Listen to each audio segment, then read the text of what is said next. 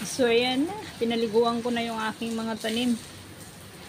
Ayan, mga kapinyahan ko yan. Pinaliguan ko na kasi sobrang init ng panahon dito guys.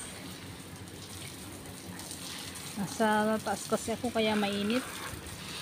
Kaya pinaliguan ko na yung aking mga halaman para naman ay sariwa yung mga dahon. Ayan.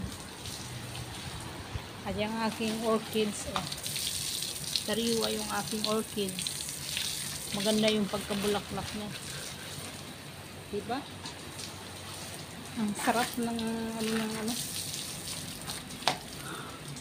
Hindi ka napapaliguan, ang sarap. Sana umulan na sa Pinas para naman ay mga tanim ay maulanan na. Paligo na. Lalo na yung mga farm ngayon, tuyong-tuyo na yan. Sobrang init. Parang nasa ubin na. Sana maging tag-ulan na. Dito naman hindi naman gaanong mainit na ano. Minsan naulan din paghapon. So ayan lang guys ang aking video, ang aking napakagandang bulaklak ko. So ayan lang guys. Maraming salamat.